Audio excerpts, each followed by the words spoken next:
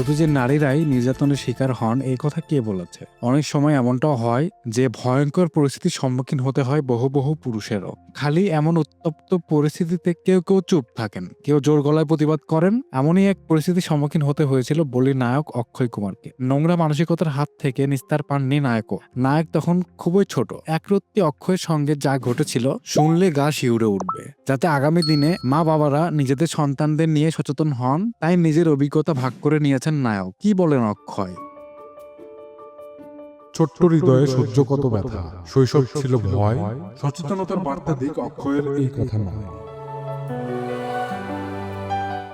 মাত্র ৬ বছর বয়সে যা ঘটেছিল তা শুনলে রীতিমতো চমকে যাবেন। প্রতিবেশীর ফ্ল্যাটে যাচ্ছিলেন তিনি। লিফটে একাই উঠেছিলেন, সঙ্গে ছিলেন লিফটম্যান। কিন্তু রক্ষকই যে ভক্ষক তা বুঝতে পারেননি অক্ষয়।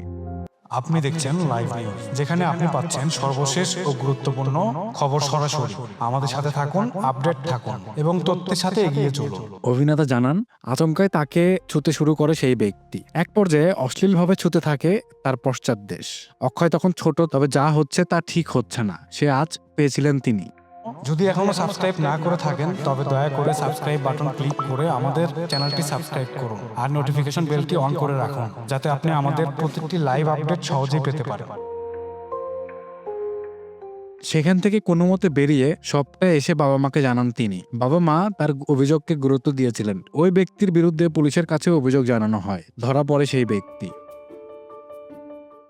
শৈশবের লিফটে ঘটে যে কাহিনী, নায়ক জানায় সত্য, সচেতন হোক সবাই, রুখে দিক অন্যায় মিথ্যা।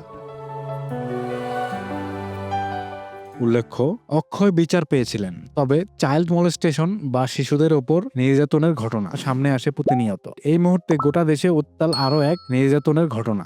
আরজি করে চিকিৎসককে খুন ও ধর্ষণের ঘটনায় হচ্ছে একের পর এক প্রতিবাদ। জনরোষ বাড়ছে ক্রমশ। এই মুহূর্তে তদন্তের ভার রয়েছে সিবিআই এর হাতে। অপরাধীরা যথার্থ শাস্তি পান কিনা এখন সেটাই দেখার। অন্ধকারে হারালো শিশু, লড়াইয়ে পেল আলো। অক্ষয়ের গল্প শেখায় রুখে দাঁড়াও, ভালো। আমাদের সাথে থাকার জন্য আপনাকে অগণিত ধন্যবাদ। আপনারা যে ভালোবাসা এবং সমর্থন দিয়ে আমাদের এগিয়ে নিয়ে যাচ্ছেন তার জন্য আমরা চিরকাল কৃতজ্ঞ। লাইভ নিউজে এক্সক্লুসিভ নিউজ পেতে চোখ রাখুন।